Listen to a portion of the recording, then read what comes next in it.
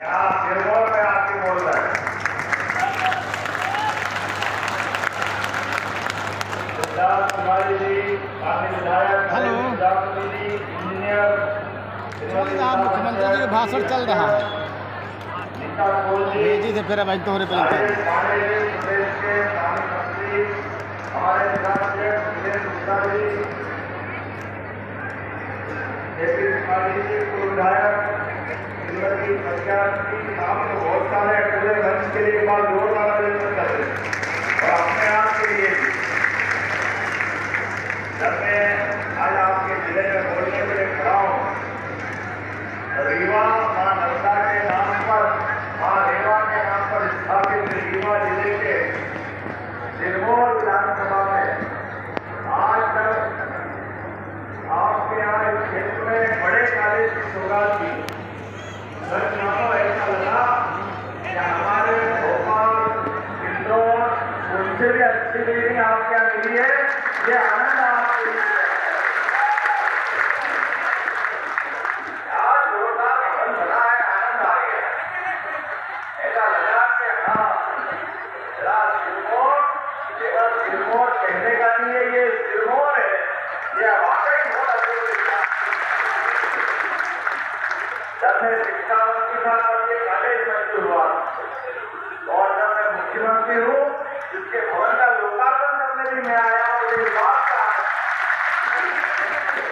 और 3000 मेरा बच्चियां हो गई जहाँ स्टेट हमारी बड़ी संख्या में 3000 की संख्या का 80%।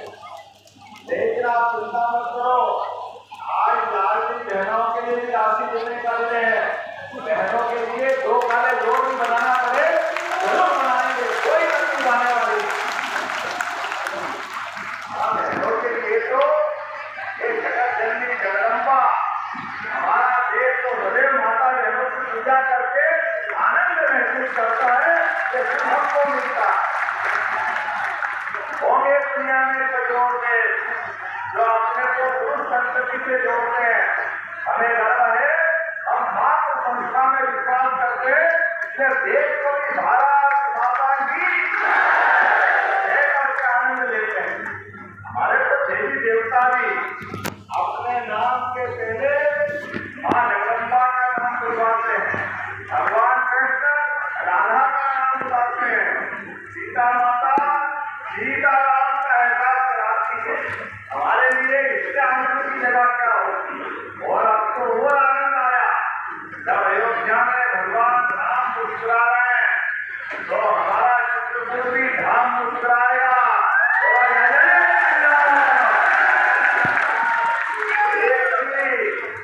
देवस्थान के आसपास के परिक्षेत्र में हमारी सरकार बनने के बाद एक एक करके हमने तय किया है जहाँ जहाँ भगवान राम की लीलाएं हुई वो पूरा का पूरा स्थान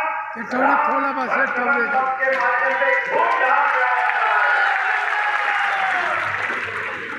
और जब भगवान राम की जयकार हो रही उनका तो मंदिर भी बना है। वो भोपाल कृष्ण का पीछे लेने वाले वो लेने वाले क्या बताओ। गंगा जी का कृष्ण चढ़ैया सबकी आंखों का तारा, उसने क्या बिगाड़ा। बोलो भोपाल कृष्ण भगवान की जय। धूमधाम से मध्य प्रदेश सरकार जहाँ जहाँ भगवान कृष्ण के भगवान राम के चरण पड़े प्रत्येक स्थान को तीर्थ बनाएगी। तीर्थ ये हम सबका संकल्प है। केवल भगवान राम और भगवान कृष्ण के तीर्थ नहीं बनेंगे, ये घर घर मुझे मालूम पड़ा है इस योद्धा के सिरमौर विधानसभा के इसका नाम दवा पास में है। अब ये दिव्य दवा हो गया, मुझे मालूम पड़ गया इतना अच्छा नाम दिव्य दवा। जब आपने दिव्य दवा किया तो मुझे दिव्य लोक का आनंद आया।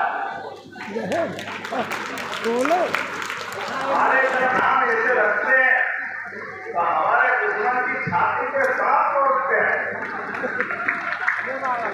जो आप भगवान की बात कहते हो, जो आप धर्म की बात कहते हो, अरे नादानो, हम धर्म की नहीं करेंगे तो क्या अधर्म नहीं करेंगे। जीवन भर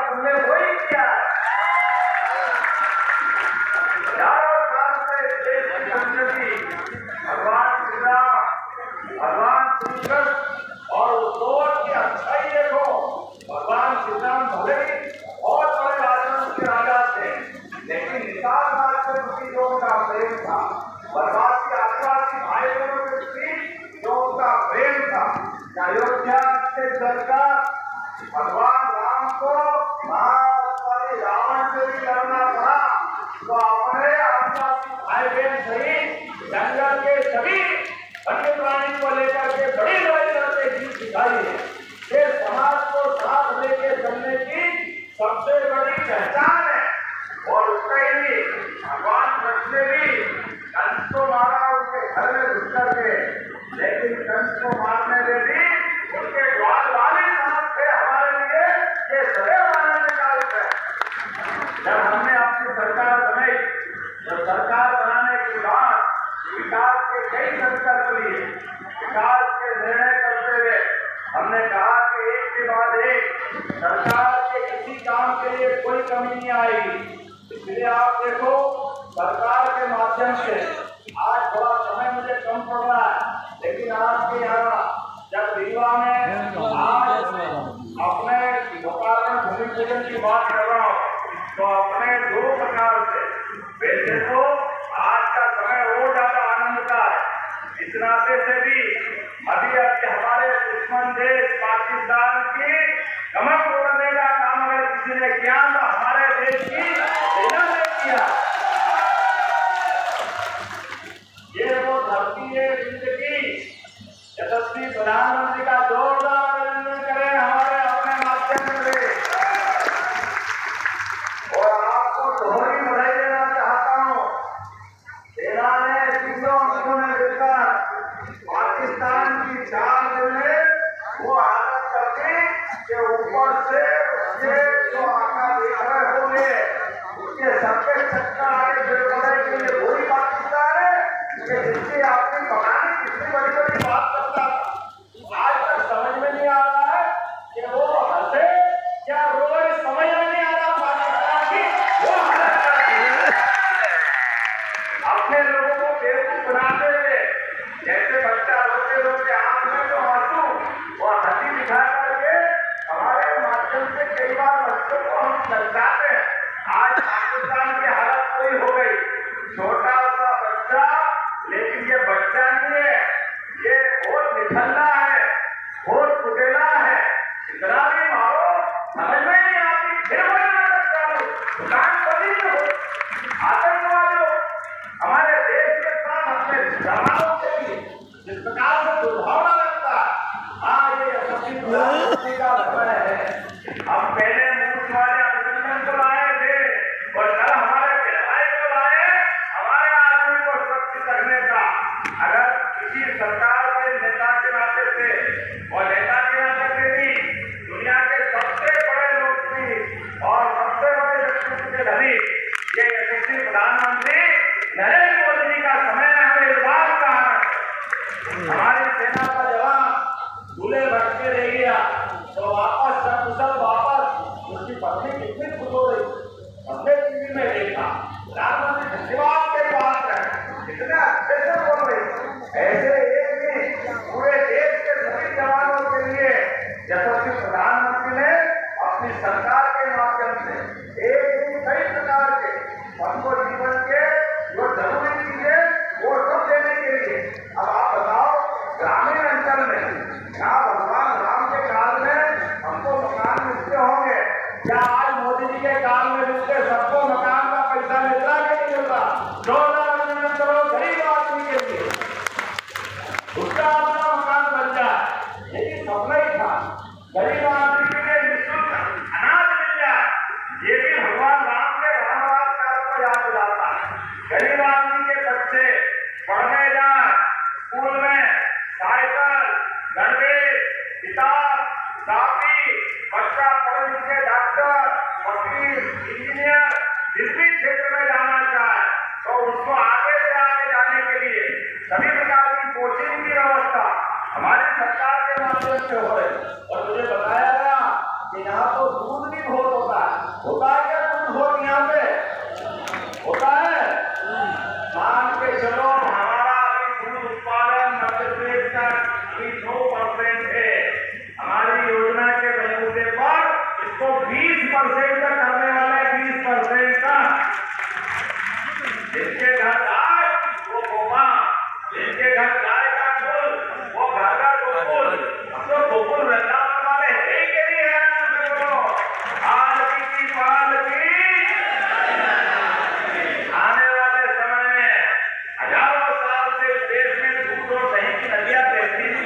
इसलिए कामधेनु योजना के माध्यम से जो गोपाल है, गाय पालन करना चाहते हैं, पशुपालन करना चाहते हैं, 25 गाय का एक यूनिट जैसे उद्योग वालों को सब्सिडी देते हैं, कारखाने वालों को मदद करते हैं।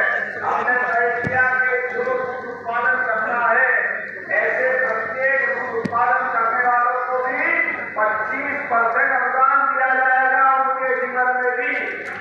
और जो गाय भैंस ला करके वो फले तो उसमें 25% अनुदान ये सरकार के माध्यम से, और गाय का दूध भी हमारी सरकार के माध्यम से खरीदा जाएगा।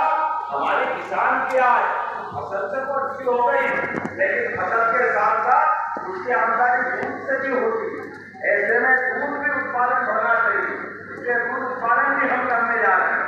लेकिन आज जब मैं आपसे बात कर रहा हूँ तो यहाँ पर पहले तो बधाई देना चाहता हूँ। अभी हमारे सेना ने जो पराक्रम दिखाया, तो थल सेना अध्यक्ष और नौसेना अध्यक्ष एडमिरल आप कहेंगे हैं, आपके ही बीजेपी को पार्टी का जोरदार अभिनंदन करो कि विजय अपने देश सफेद देश की धरती और सफेद देश की जहाज पाकिस्तान में श्याम कोट पर सुनाई दे रही है। जोरदार अभिनंदन करो। क्या आनंद आया, इधर से आराम तो पका दिया भी, लेकिन